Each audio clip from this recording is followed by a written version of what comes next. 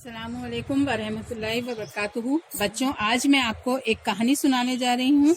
आपको वो कहानी को गौर से सुनना है और उसके बाद उसके किरदारों की नकल करना है। कहानी का उन्वान है हीरा या कांच। बादशाह ने कांच के हीरे और असली हीरे एक थैली में डालकर ऐलान किया, है कोई जौहरी जो कांच और असली हीरे अलग कर सके? शर्त ये थी कि कामयाब जौहरी को मुंह मांगा इनाम और नाकाम का सर कलम कर दिया जाएगा। दर्जन भर जौहरी सर कलम करवा बैठे, क्योंकि कांच के नकली हीरों को इस महारत से तराशा गया था कि असली का गुमान होता था।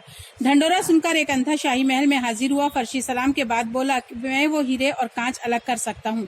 बादशाह ने तमस्खर उड़ाया, नाकामी की सूरत में सरकलम करने की शर्त बताई। अंधा हर शर्त मानने को तैयार हुआ। हीरों की थैली उठाई और महल से निकल गया। 1 घंटे बाद हाजिर हुआ। उसके एक हाथ में असली और दूसरे हाथ में कांच के नकली हीरे थे।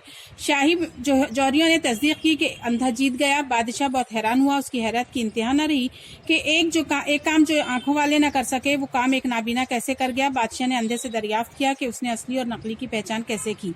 अंधा बोला, ये तो बहुत आसान है। मैंने हीरों की थैली कड़ी धूप में रख दी, फिर जो तपिश से गर्म हो गए वो नकली थे और जो गर्मी बर्दाश्त कर गए और ठंडे रहे वो असली थे।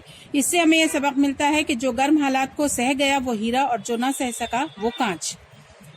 इसमें जो है बादशाह ने क्या ऐलान करवाया, है कोई जौहरी जो असली और नकली हीरे अलग अलग कर सके?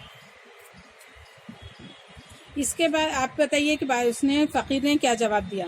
मैंने हीरो की थैली कड़ी धूप में रख दी, फिर जो तपिश से गर्म हो गए वो नकली थे और जो तपिश सह गए वो असली थे। इससे आप क्या सबक मिलता है? जो गर्म हालात को सह गए वो हीरे थे, जो ना सह सके वो कांच थे।